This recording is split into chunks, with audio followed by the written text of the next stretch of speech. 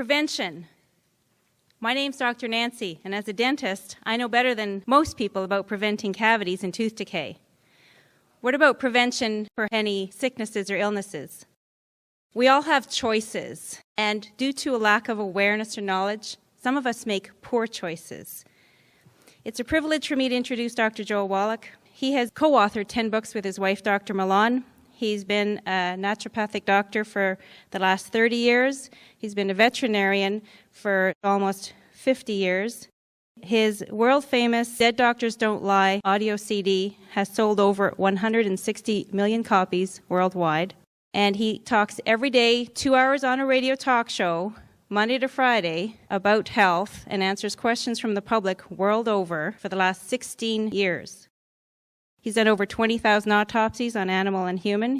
He's a postdoctoral comparative pathologist. He's done 10 million lab chemistries. He's been nominated for a 1991 Nobel Prize. Is there anything that he might not know? I'm not sure. So please join me in welcoming Dr. Joel Wallach. Thank you, Dr. Nancy. Appreciate your help and appreciate you being here so early in the morning. And as both John and Dr. Nancy said, this is a choice. We cannot save everybody, even though we'd like to do that. This is as Darwin said, it's a struggle. It's a survival of the fittest, and the fittest sometimes are mentally fit as well as physically fit. So, again, the thing that makes my view different is that I am a veterinarian as well as a physician, and in veterinary medicine we don't have health insurance. And that's been a saving grace for the veterinary industry, that we don't have health insurance for animals. There's no law requiring medical doctors to cure you when there's a cure available, so they don't. They've learned how to game the insurance system, whether it's Health Canada or private insurance, whether it's Social Security and Medicare in the United States or private insurance. They've learned how to game the system. And they have learned how to use the patient as an ATM machine. We don't like to say that. We don't like to believe that. In our heart of hearts, we'd like to believe that the medical system works because they're altruistic and they're out there trying to help people, and they get rewarded because they're doing good things. Of course, that's the way it was many years ago, but not today, unfortunately.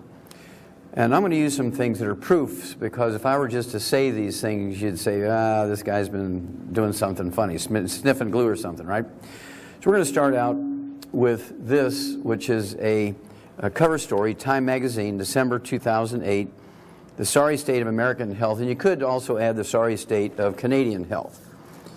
All right? The sorry state of American and Canadian health. Despite advances in medicine, Americans and Canadians are less healthy than we used to be. The next generation, our kids, are going to be worse off. How many of you heard that our kids might not live as long as us? Raise your hand. Okay, that's a good 2/3 of the people in the audience. Well, my favorite Nobel Prize winner, Albert Einstein, said many global things which are unimpeachable.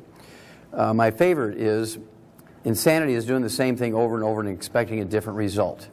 Now that prediction that our kids will not live as long as us will come true if we don't change what we're doing. If we keep doing what we're doing, that prediction will come true, and statistically 50% of you in this room will be standing at a gravesite burying your children before you die. You will be burying your children. So we must change what we're doing, because whatever we're doing has failed us. Anybody here own a dog? Anybody own a dog? Okay, I'll take Shar here in the front row. You own a dog. What kind of dog is it? Is it a toy dog or is it okay, little poodle, toy poodle. What's the dog's name? Cocoa Puff. Obviously you love Cocoa Puff. Is Cocoa Puff a boy or a girl? He's a boy, okay. Your boy toy, right? He's an it, okay. He's been fixed. Okay. And do you feed Cocoa Puff commercial dog food, or do you give him table scraps and garbage? Commercial dog food. Okay, with a supplement specifically for dogs. Now, do you get dog food for his body weight, or you just feed him whatever is cheapest and for small dogs? Okay, because dog foods are blended for giant breeds over 100 pounds, 100-pound dogs, middle-sized dogs, 35 to 50-pound dogs, toy breeds under 20 pounds, toy breeds under 10 pounds. And that's because you have to be dose-specific for nutrition to work. If you feed a toy dog dog food for a 50-pound dog, their teeth fall out, they get back problems, heart problems, they die early. Now, following the right rules with dog food, we've tripled the lifespan of dogs in the last 60 years. 60 years ago, an old dog was 8. Today, an old dog is 25. We've eliminated 900 different diseases in dogs that still plague people. We've eliminated every birth defect you can name in dogs that still plague people, 10 times that many that you can't. And we didn't do that with genetically engineered proteins, stem cells, organ transplants, and wonder drugs. We did all these wondrous things simply by adding all the known essential nutrients in optimal amounts per body weight in dog food. Now, as a kid, it always seemed odd to me that we would do that for animals and nobody was doing it for people. So since 1978, I've been doing this for people as a licensed naturopathic physician. Now, there's two questions we need to ask Shar here. Now, what would happen if you would feed Cocoa Puffs only garbage? You'd say, okay, I don't want to cut back on my electricity use, so I'm going to go around to all my neighbors and pick up their leftovers and table scraps and garbage and feed it to Cocoa Puff. Would you do that? No. Well, what would happen to Cocoa Puff if you were to do that? Get sick and die. He would sick and die early, right? Wouldn't live to be 25. And so here comes the ultimate question, ladies and gentlemen. How come that we eat, you feed your kids and your grandkids food that will kill a dog? Most people don't realize that they're eating food that you wouldn't feed your dog. Sure got quiet in here because most people don't think of it in that fashion. So we created what we call 90 for life. It's the 90 essential nutrients appropriate for body weight for human beings. 60 minerals, 16 vitamins, 12 essential amino acids, 3 essential fatty acids. And this is designed to be fed to us as a supplement to our food by body weight, just like we do for dogs. They're called 90 essential nutrients because we cannot make them. We must consume them every day, either as food or as supplements. Number two, if they're missing for any length of time, seconds, minutes, hours, days, weeks, months, years, if they're missing for lengths of time, you get horrible diseases, many of which are fatal. Certainly many are debilitating. So, can't make them, and we get disease if you don't have them. Now, we need 60 minerals again, 16 vitamins, 12 essential amino acids, 3 essential fatty acids, and our food plants, our grains, vegetables, fruits, and nuts, are able to take carbon dioxide out of the air, use the sun's energy in a process known as photosynthesis to cleave off the O2, pump that back out in the atmosphere, take the carbon, make long chains, and manufacture or create vitamins, amino acids, and fatty acids for their own use, and we're able to eat the plants and get those things. Now, plants only need 3 minerals. Plants only need 3 minerals. Plants need phosphorus, potassium, and magnesium. Magnesium makes chlorophyll, makes the leaves of the plant green. Okay? Able to use the sun's energy. The the potassium and the phosphorus are necessary for the growth processes, cofactor for growth hormones and growth physiology and metabolism of a plant. And so those are the 3 minerals plants need. We as vertebrates, all vertebrates, whether you're a hummingbird or a snake or a human being or a gorilla or an elephant or a giraffe, rat, doesn't matter, we all need the 60 minerals. And so if you eat a pretty good slice of organically grown multigrain bread, baked with love by the pastor's wife in the church on Sunday, you're 57 mineral short. That's why there's no flourishing colonies of third-generation vegans. Find me a third-generation flourishing colony of vegans where there's hundreds of giggling kids running around. There are none. Not because veganism can't work, it's because nutritional minerals do not occur in a uniform blanket around the crust of the earth. They occur in veins like chocolate and chocolate ripple ice cream. And so some people luck out, and by dumb luck, they set up farms where there's minerals in the soil. Everybody else who gets cheap land or whatever, suddenly they don't get much. All right, and they're in trouble. This is a cornfield in western Nebraska, not too far southwest of here. And it looks like, to the naked eye, that these rows of corn are pretty uniform. But you can't tell which of those rows has 60 minerals, if there are any rows in there with 60 minerals. What if they only have 22? If the top mineral row in that field has 22 minerals and all the rest of them have 3 and 5 and 6 and 8? Now the farmer knows this. So is he going to risk, since there's no insurance to pay for illnesses in livestock, is he going to risk a big veterinary bill and go broke that year? No. It's much cheaper for him to give every animal the 90 essential nutrients and prevent all diseases. It's much cheaper to do it that way. You cannot feed animals right and 100% of the time get a perfect diet because nutritional minerals do not occur in a uniform blanket around the crust of the earth. They occur in veins like chocolate and chocolate ripple ice cream, and the same is true for us. But out of, I don't know, laziness of thought, or we've been duped, or however you want to say it, We believe if we have good insurance, be it government or private insurance, that everything's going to be fine. Because if you get sick, then you just have insurance pay for the care. Well, I'm 72 years old. I've been taking the 90 essential nutrients twice a day since I was 9. I haven't been to a doctor in 64 years. I haven't been sick in 64 years. I don't have a single health problem. I've never been on a prescription medication. If everybody was like this, guess what? There would be no medical profession because there would be nobody paying medical bills. Do you understand what I'm saying? We have to be responsible for this because the doctors are enjoying insurance too much. They use an ATM machine. We don't like to believe that. We'd like to believe in our heart of hearts that doctors are nice people. They go to our churches, they're our neighbors, in some cases they're our kids, our relatives. But they all learn how to game the system. This is a Canadian wheat field in Western Canada. You can't tell which of those windrows has the most minerals in it. They all have at least 3 we know, otherwise there wouldn't be any wheat there. But which one has 60? Which one has 22? Which one has 18? You can't tell by looking at it. So the only way you can assure you're going to get all 60 essential minerals to prevent 900 different diseases, as we've done in the livestock, is to supplement. You cannot eat well. Organic foods do not give you more nutrition. All they do is guarantee less chemicals, a lowered chemical load.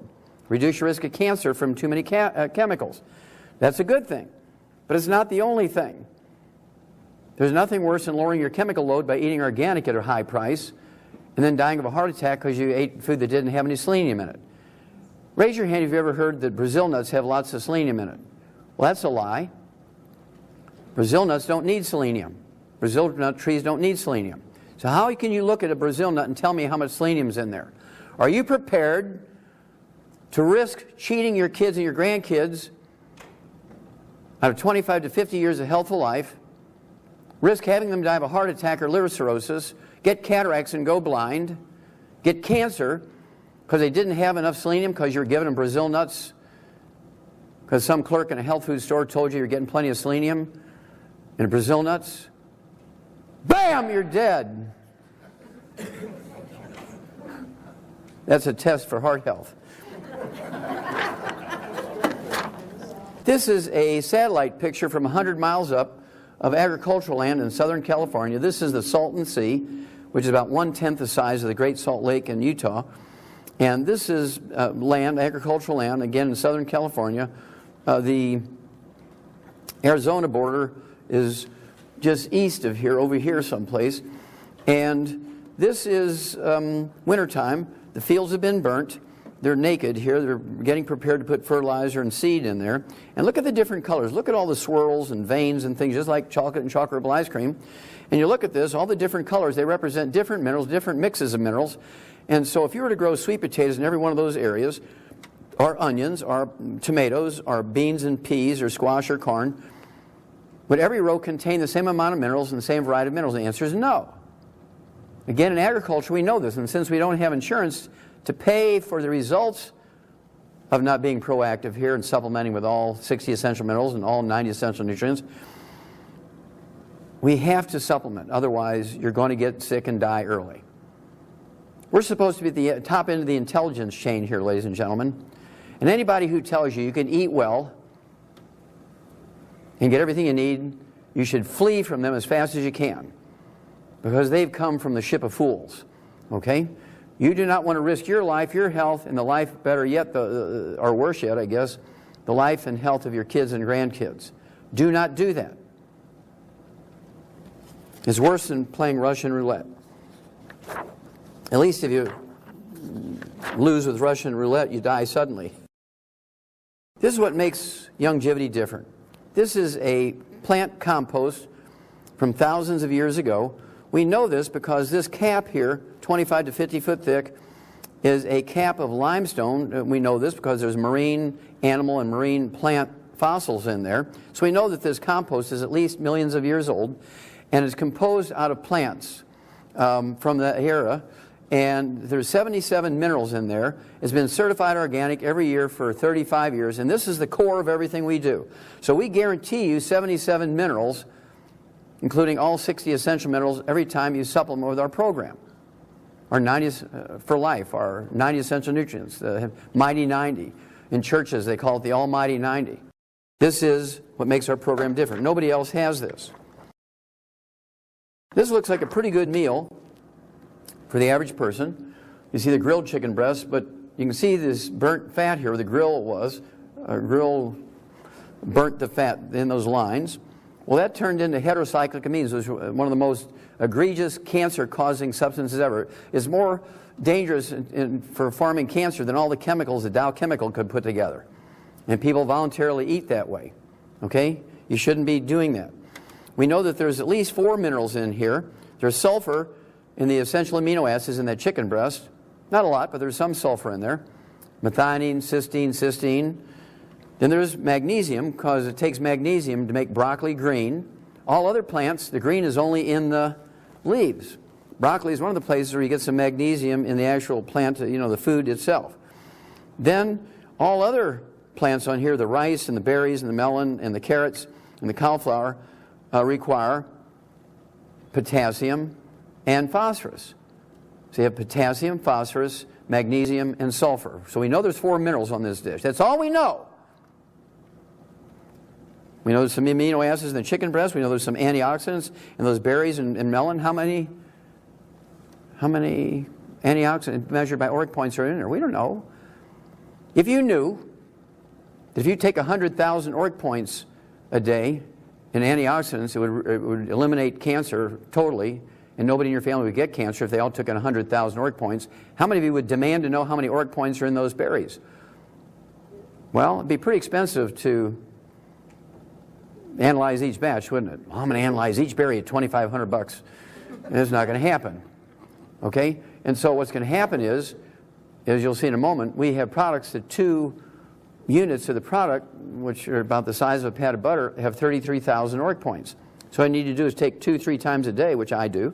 I get over 100,000 ORAC points from this dark chocolate product called Triple Treat Chocolate. And it's a fun way to lower blood pressure, get your ORAC points, get over 100,000 ORAC points, and add 25 to 50 healthy years to your life.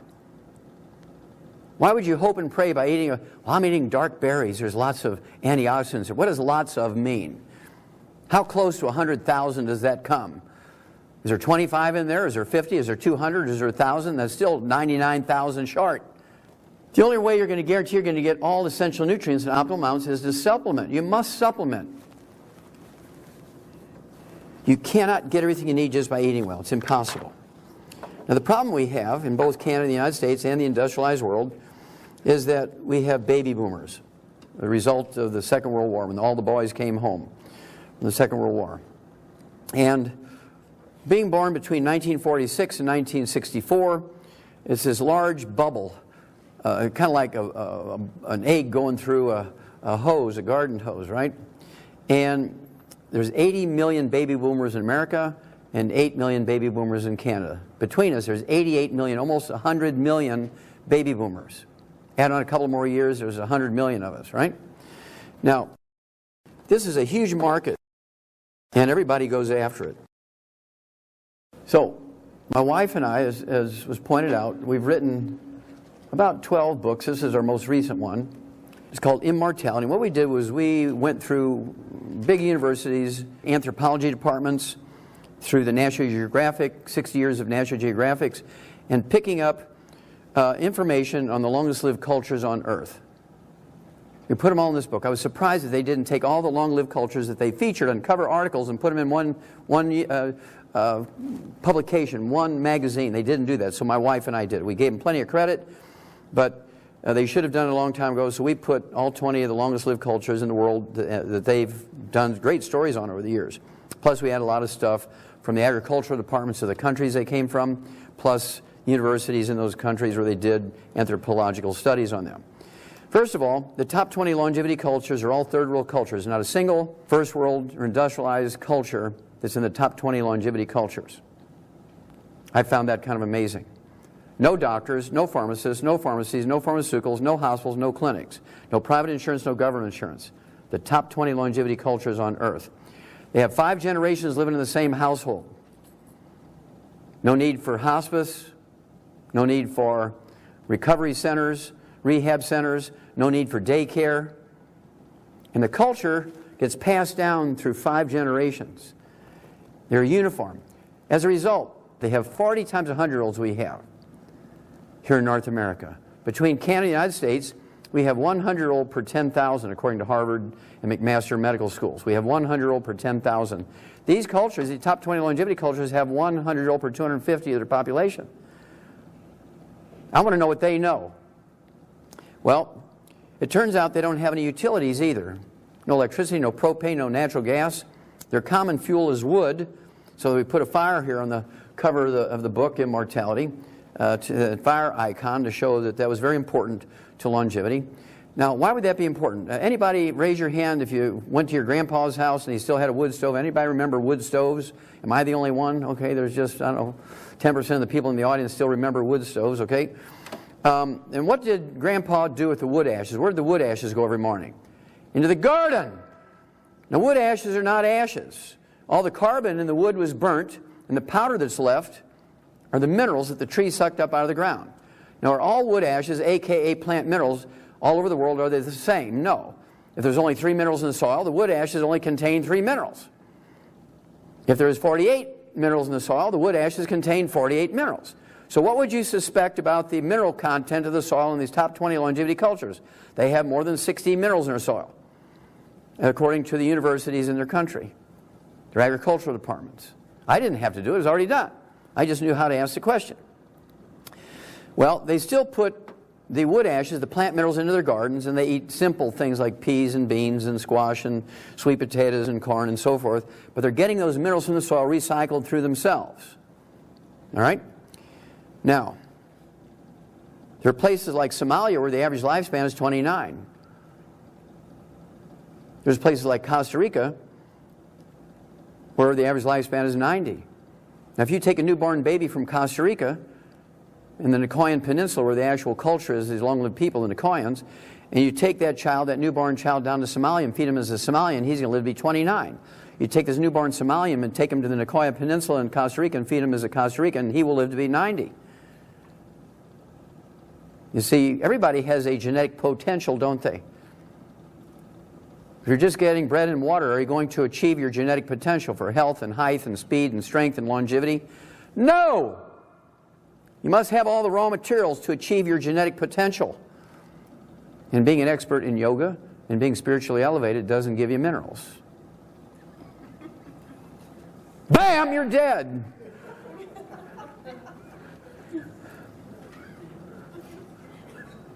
And you must appreciate that. They say, what about all these, guys living up in the mountains? Well, what are they using for fuel? They're using wood. They just happen to live in a place with lots of minerals, right? That's why all the monks go there, because that's the place of long life. They're not dumb. They don't know all the chemistry, but they know, well, people live a long time there. That's where I'm going to live, right? Okay, it's pretty simple. Also, these top 20 longevity cultures get all 90 essential nutrients, 60 minerals, 16 vitamins, 12 essential amino acids, 3 essential fatty acids. And they all do it different ways because they live at different elevations. They live in different countries and different longitudes and latitudes. Some live in jungles, some live in deserts. But the common thread is they all get the 90 essential nutrients, and they certainly get all 60 essential minerals. And so we tell you their recipes and the foods they grow there and the things they do to make it happen. They all live on calorie-restricted diets. How many of you have heard that a calorie-restricted diet is very helpful, can help you live longer? Well, the reporters who talk about that never give you the scientific details. There is a little caveat that goes along with a calorie-restricted diet. You must have a biochemically perfect diet. The nutrition in that diet must be perfect. 60 minerals, 16 vitamins, 12 essential amino acids, 3 essential fatty acids. Then you cut the calories. You're getting optimal amounts of those 90 essential nutrients. It will double your lifespan. But if you don't have a perfect diet biochemically and you cut your calories in half, you starve to death. There's a big difference between flourishing and living a long, healthful life and starving to death. But you have to have the 90 essential nutrients. Now, these people are illiterate. They're all illiterate. The top 20 longevity cultures on Earth are illiterate. So how do they know about calorie-restricted diet? It's a dumb accident. They're so poor they can only afford 900 to 1,000 calories a day. The average Canadian and American live on 2,500 to 3,200 calories a day. We take in 3 times the calories these people do. They also don't eat any of the bad things. They don't eat any fried foods. They don't eat any or drink any carbonated drinks. They don't use cooking oils. Not because they wouldn't if it were available to them, but they're so poor they can't afford these things. Who's going to build a drive-through where there's no roads, no money, no utilities? If they built it, nobody would come. And 3 guys on burros going through there every day ain't going to count, right? It's not going to work. And one interesting thing we found was they all take in 20 times to 50 times the antioxidants that the industrialized nations do. As measured by ORIC points. And this was the National Geographic and the Harvard and the McMaster's longevity studies every year come out. They take in 20,000 to 50,000 ORIC points a day. Americans and Canadians on the average take in 1,500, 1,500. They take in 20 times to 50 times the antioxidants we do is actually measured by ORIC points. How many of you heard of super juices? Goji, mangosteen, things like acai berry, pomegranates, noni, maki berry, all these really weird juices. Well, this is where they came from for these long-lived people. People go visit them, want to find if they're eating these weird berries we've never heard of. That must be their secret. And they bring them home, and everybody still die at 60. And that's because you can't bake a cake with one ingredient, can you, ladies? Now, let's say your grandma sent you her favorite recipe for an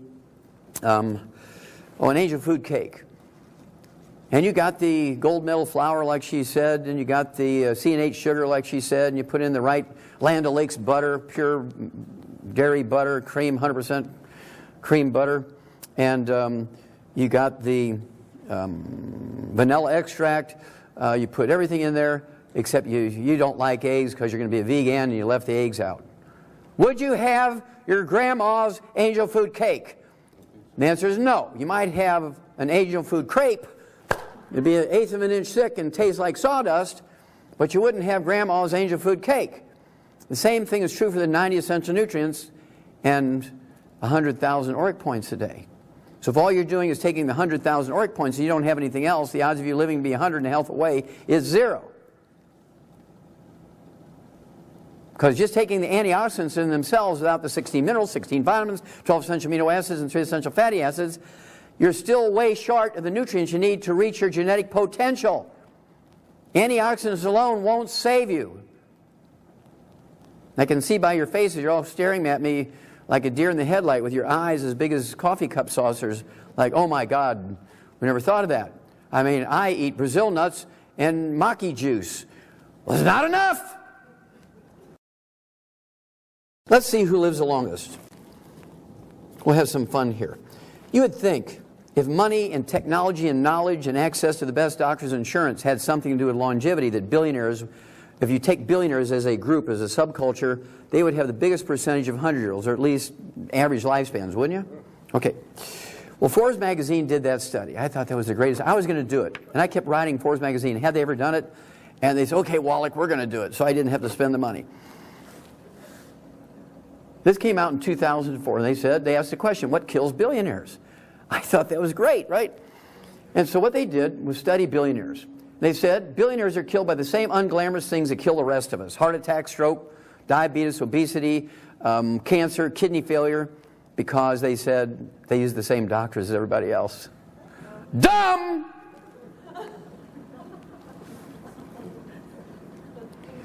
Now, they said as of 2004, there's never been a billionaire who lived to be 100, and the average lifespan of billionaires is 78. The average lifespan of a falling down red wine drunk from Aurora, Ontario is 75.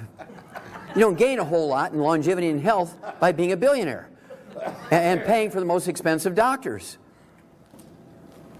Well, they didn't like that. So they redid it 7 years later. In March of 2011, they redid the study. Again, cover article. There it is, March of 2011. There still has never been, as of 2011, a billionaire lived to be 100. Looks like Warren Buffett's not going to make it. And the average age dropped to 66. Now, wait a minute. In 2004, the average lifespan of billionaires was 78. And following the doctor's instructions, they dropped to 66. They lost 12 years in longevity listening to the doctors. Now, would you want a doctor who brags that he treats billionaires? I'd chase him off my lawn with a chainsaw, right? This guy, Steve Jobs, died at 56, 10 years before the average. He brought the average down. You see, he was a vegan. That's why he named his first company Apple. He was a vegan.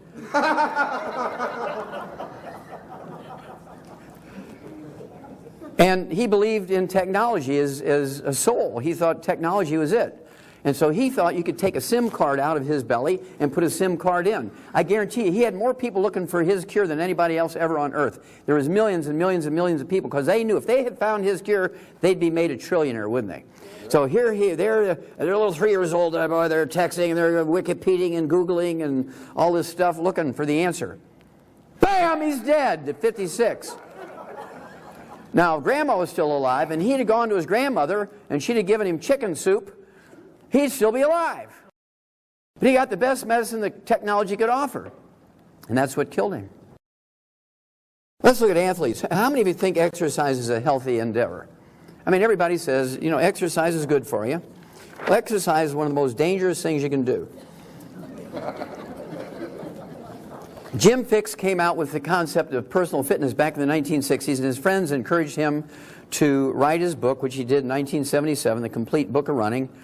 And 5 years later, when he's running in Vermont, beautiful day like yesterday, I mean, it was gorgeous, beautiful sunny day, 50 degrees, no wind, and he was running, getting ready for the Olympics. It was mid-September 1982, 5 years after this book comes out. Halfway through his race, he's about the 14th mile, bam, he drops dead of a cardiomyopathy heart attack, a simple deficiency of the trace mineral selenium. Drops dead at age 52. Well, the Journal of the American Medical Association had endorsed his book right away, so when he died at age 52 while he was running, Journal of the American Medical Association, October, the next month, 1982, they did their due diligence, which they should have done 5 years earlier before they endorsed the book. They said, while running, a man's risk of heart attack death increased by a factor of 700%. While running, a man's risk of heart attack death increases by a factor of 700%. So anybody who tells you to go out and exercise is sending you to your death. Now, why is that? You remember, there was this big hoo-ha about neck injuries and concussions, and everybody thinking we're going to have new rules for blocking and tackling, and new pads, and new helmets, and new gear, and everything. And while they were looking into that trauma part of it, they were just looking at lifespans. They go, uh-oh. The sports medicine doctor said, oh my gosh, we didn't realize it, but the average lifespan of a CFLer, right, a Canadian Football League player, is only 55. Well, the insurance company said, well, we're losing money. We got to triple the premiums for their life insurance. If they're dying at 55, we're losing money. We thought they lived to be 75. So we got to triple their premiums, and so they got their actuaries to crunch the numbers and look, and they said, well, that number's not right. The average lifespan of a Canadian football player and American football player is 51. Now, here's why. It doesn't matter what sport you play. How many, raise your hand if you know when you exercise or you do physical labor in a factory, or you're a roofer in the summertime, or you're working on roads, digging trenches, you're throwing bales of hay, you sweat. How many know you sweat when you do those activities? Okay, good. Well, when you sweat, what do people say? Drink plenty of water, right? Drink plenty of water so you can rehydrate. That's what kills you. Again, I'm getting this deer in the headlight look. Okay, now, the reason is this. When you sweat, you're not sweating out water, you're sweating out a soup. It contains every nutrient in your blood. And you replace it with water? Here you're sweating out the soup and nutrients, and you're replacing it with water. What's happening to your nutritional reserves in your body? And there's not much nutrition in your food. And if you're listening to the doctor and just eating well, hoping for the best, and you're replacing your sweat with water, what's happening to your nutritional reserves? They're going down. So a librarian lives to be 100, who never exercise, sits on their duff, right, in an air-conditioned library and do nothing. You know, they got the kids carrying the books for them now. They just one finger, they do everything on the computer. They live to be 100. These athletes out there getting paid, they're getting the best nutrition, they have personal physicians and team physicians, and they got all these personal trainers and all this stuff. They live to be 51, half the life of a librarian. What does that say for exercise? Bam, you're dead. So we came up with a sports drink that has 100 nutrients in it to replace everything you're sweating out. Gatorade has 2. Bam, you're dead. So we came up with what we call Rebound. It has 100 nutrients in it, including all 60, it actually has 77 minerals in it, including all 60 essential minerals. Replaces everything you're sweating out. We are beloved by Olympic athletes, professional athletes, and university athletes. Okay, who needs doctors? U.S. News World Report, February 2005, rated America's most credible print news source. U.S. News will report. Special health issue. Who needs doctors? Your future physician might not be a medical doctor. You may be better off. Do you think every medical doctor in America made sure that was in their waiting room that month? I don't think so. I think they probably went around town, bought them all up, and shredded them. Now, why would they do that? That would be an insane thing. I guess every doctor canceled their subscriptions. That's because they read the same statistics. Now, let's look at doctors themselves. In my original audio cassette tape back in 1993, I said the average medical doctor lives to be 58. I did a study. I just randomly took 200 obituaries out of the Journal of the American Medical Association, added up their ages, divided by 200, got 58. So why would you go to a group of people whose average lifespan is 58 to learn how to live to be 100? It doesn't make sense to me. They, well, that can't be right. So they did their own study. They got 250,000 death certificates. Right? We went back to the turn of the 20th century. But Wallach's group was too small. The study group was too small. So they said, Wallach lied. The average primary care physician, family doctor doesn't lie at 58 like he says. We die at 56. They were so eager to show that my statistics were wrong that they failed to realize that they showed they died 2 years earlier than I said. So I'm here to apologize for giving them too many years. So again, why would you go to a group of people whose average lifespan is 56 according to their own studies to ask for health information? Bam, you're dead. Now here's Socrates, a Brazilian international soccer star. He was a medical doctor, he was a primary care physician, and a soccer star. He dies at 57 of a heart attack. I mean, he had a double whammy. So he died between 56 and 58. This is out of a Michigan newspaper, March of 2012. A 111-year-old woman, this lady here in the picture, she's doing needlepoint. She works in her garden every day, oldest person in Michigan. And they asked her, what do you do to live to be 111? She says, well, I keep working. She works in the garden every day. And she says, I don't go to doctors. I thought that was great. Now, this is my favorite obituary because it tells everything. George Francis was the oldest man in America back in 2008. Dies at 112. He's illiterate. A swamp rat, lives out in the swamps of Louisiana. Totally illiterate. That's his daughter in the picture reading the newspaper to him because he can't read. He just looks at pretty pictures. Right? And he just lived on a little subsistence farm, living on crawfish and fried catfish and sweet potatoes and garlic and stuff, eating like a Cajun. And the interesting thing about this obituary, the first paragraph said he lived through 19 U.S. presidents whose average lifespan was 75. U.S. presidents have at least one university degree. Many of them, because they're lawyers, have 2 and 3 university degrees. He didn't even have kindergarten. George Francis didn't even have kindergarten. Now, the medical doctors who care for U.S. presidents have at least one, actually they have 2 university degrees. Many of them have 3 and 4 because of their specialties. Their average lifespan is 56, half his age. He didn't even have kindergarten. I want to know what George knew. Why did he live to be 112? And all these knowledgeable people who know everything die at 56. How do you know they know everything? Because they tell you so before they die. Okay. Now, when they asked his daughter, when he died, when George died, they asked his daughter, what did your daddy do to live to be 112? And she said, well, he broke all the rules of healthy eating. Who came up with all the rules of healthy eating? Medical doctors who died at 56. He broke all the rules of healthy eating with a diet heavy on dairy, eggs, and lard sandwiches. Anybody know what lard is? L-A-R-D? It's pig fat!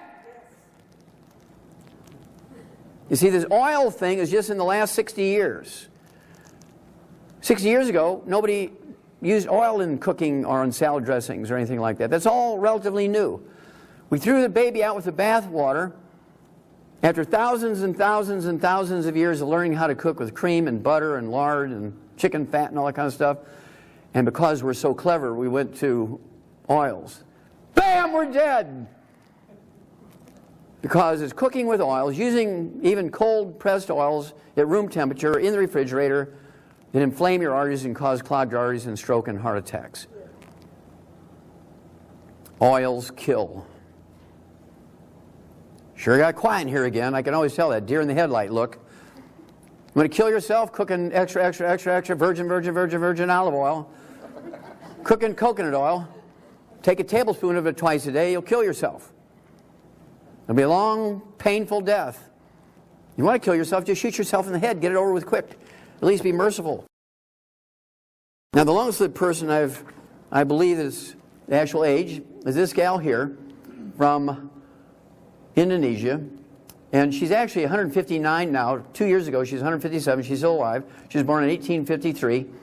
And we know this from her birth certificate and her baptismal records from her church in Indonesia. It's a Dutch Reformed church in Indonesia.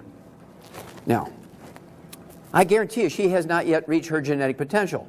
Very few people reach their genetic potential for longevity. That's why my wife and I, because of 88 million baby boomers between Canada and the United States, are coming up with all these diseases, and we have to save as many people as we can. Linus Pauling had 2 unshared Nobel Prizes. He died at 93, began taking mixing bowls full of vitamins and minerals when he was 20 years old because his passion was nutrition. He never got a Nobel Prize for his interest in vitamin C, but he got his first Nobel Prize for doing research into the nutrition of enzymes, the nutrition of genes, and the nutrition of chromosomes. And while he was receiving his first Nobel Prize, he said, you can trace every sickness, every disease, and every ailment to a mineral deficiency, because even genes will not work without mineral cofactors. You can take the perfect genes from a 2,000-year-old person, put them in a bucket of saline, say, okay, genes, make me a person who's going to live to be 2,000. Them genes ain't doing nothing, because they need raw materials. Just like a factory. You can have the most modern factory with robots and computers. If there's no labor in there, and there's no utilities, there's no energy going in there, and there's no raw material or parts going in there, can that factory make anything? The answer is no. The same thing with your genes, which are just a blueprint. If you don't have the raw materials like nutrients as substrates for the genes to make something, you're doomed. Okay? So he was quite correct. You can trace every sickness, every disease, and every ailment to a mineral deficiency. Obesity is a disease of deficiency. It is not a disease of excess. That's why between Canada and the United States, we're the #1 obese continent on earth. Okay? It's because we've mistakenly thought of it as a disease of excess. It's actually a disease of deficiency. Despite diets, machines on TV, more people belonging to fitness centers, everybody running and jogging and walking, everybody eating fat-free foods, everybody at least has a grain belly. I remember the old term beer belly. Well, beer is just liquid bread. And so you give up the beer and you eat more whole bread, more whole grain bread, you get a grain belly. You know, I've lost 50 pounds, but I still have this belly. How do I get rid of this belly fat? Don't eat grain. Grain kills. Grain is not an essential nutrient. Carbohydrates and sugars are not essential nutrients. The only essential nutrients are minerals, vitamins, amino acids, and fatty acids. You can make all the carbohydrates and sugar you need from fats and proteins. Therefore, they cannot be essential nutrients because you can make them, and there's no disease you get if you don't get them. They're not essential. 70% of our kids in Canada and the United States are overweight, 40% are obese, not from too much screen time, not from lack of exercise, but from lack of minerals. It shows up in weird ways. Here's little Natalie Hayhurst, Terre Haute, Indiana. She's 3 years old. She eats light bulbs. Thank God there's no calories in light bulbs. Because she has the same problem that a pregnant woman has. The embryo steals minerals from the mother faster than she's taking them in. She has cravings, and she gains, what does she call it, baby fat? And 25 years later, she hasn't taken any minerals, so she still hasn't lost that 25 pounds of baby fat. If she's had 5 kids, that's 125 pounds she gained. So one of the books we came up with is called Hell's Kitchen. Tells you why you must give up grains if you want to lose the weight and be healthy. How do you fatten cattle? You give them whole grains. How do you fatten people? You give them whole grains. You eat whole grains, you're dead. But they say, well, who are they? You better ask them again quickly, because they're 55 years old, 11 months old. Okay, Loyola University Medical School in Chicago, exercise won't cure obesity. That was January 2009. Time magazine, August of 2009, the myth about exercise, it won't make you lose weight. You take the 90 essential nutrients, you throw in some extra minerals, the weight goes away almost overnight. It's amazing. How many have heard of Alzheimer's disease? Alzheimer's disease is a physician-caused disease. It did not occur 40 years ago by any other name, even by another name. What is Alzheimer's disease? Alzheimer's disease is a going away of the myelin, the white matter of the brain. The naked nerve fibers tangle up and you get a short circuiting, and that's what is a short version of what causes Alzheimer's disease. Alzheimer's disease is caused by physicians because the white matter of the brain, the myelin in the brain, the insulation material of the brain makes up 75% of your brain weight, and it's 100% cholesterol. So you go on a cholesterol-restricted diet, you take cholesterol-lowering drugs, bam, you have Alzheimer's disease. It's a physician-caused disease. Statin drugs, over time, give you Alzheimer's disease. Why is an Alzheimer's tidal wave feared? Because there's 88 million baby boomers coming along between the United States and Canada. Alzheimer's on a relentless upward trajectory. Numbers look particularly grim for baby boomers because they followed the doctor's advice, ate more whole grains, gave up fat, and took statin drugs to lower cholesterol. Bam, they have Alzheimer's disease. You're going to see more of this. A mother and son share the bonds of love and Alzheimer's disease in the same doctor who lowered their cholesterol. This guy was diagnosed with Alzheimer's disease by 5 neurological clinics, including the University Medical School there in Greensboro, North Carolina. He'd had it for like 8 years, getting worse and worse and worse. They told his family to put him in a hospice. They refused to do it. I told him what to do, including 10 eggs a day to rebuild the myelin in his brain because he was diagnosed with Alzheimer's disease. In 1 week's time, he was cured. Because he did not have Alzheimer's disease, he had what's called Korsakoff syndrome. Of course, he got the 90 essential nutrients. He got extra stuff, including what we call de-stress capsules. It has the secret sauce for getting rid of Korsakoff syndrome. 1 week's time. He went to the best neurological clinics in North Carolina. Went to the medical school. Had the head of the Department of Neurology give him a personal exam, and he said, yeah, he needs to go into a rehab center. He's done. Put him in a hospice. 1 week, he's cured on supplements and 10 eggs a day. Parkinson's disease the same way. I'm very famous in Moose Jaw, Canada, out west, because it took a very wealthy man who was terminal Parkinson's disease, and in 3 months' time, he was cured, wasn't he, Shar? With diet and supplement program and 15 eggs a day. He was a big fellow, kind of like John's size. He was terminal Parkinson's disease, and in 3 months' time, he's perfectly cured. He brought his insurance company with him because they thought I'd hypnotized him into thinking he was cured. That's how dumb they are. He's not really cured. He just thinks he's cured because all the doctors examined him said he doesn't have Parkinson's disease anymore. Okay, arthritis is a simple disease to get rid of. Do not get surgery. Give me 90 days. I will regrow cartilage. I will regrow the disc in between your vertebrae. Doctors will say it's impossible. You need our surgery. And what I want you to tell your doctor when they say you need surgery, that there's no way you can rebuild cartilage, what you want to do is get right in their face where you can kind of spit on them a little bit when you talk. Liar, liar, pants on fire. I want you to think of me as Donald Trump and you're the apprentice and you're fired. Okay, the last one we have time for is diabetes. It's a simple nutritional deficiency disease. We've known this for 60 years. It is not genetic in any way, shape, or form. You take the supplement program appropriate for your body weight, and within 2 to 14 days you're off your medication, you go back to normal life. Shar, have you ever seen that happen? More than once? Yeah. You ever seen people who are on the foot amputation list get off the foot amputation list? Yes. You ever see people who, I mean, they've sold their property, they're going to move in with their family because they know they've got months to live with terrible diabetes after 25 years? And how did he exit the stage? Jumped off a 4-foot stage, and he was supposed to have his feet amputated 3 months earlier. He's running around showing everybody, I got my feet, I got my feet. Of course, the doctors died. Why is it an epidemic? That's because all the baby boomers are following the advice of the doctors. God bless you. We love you, Canadians.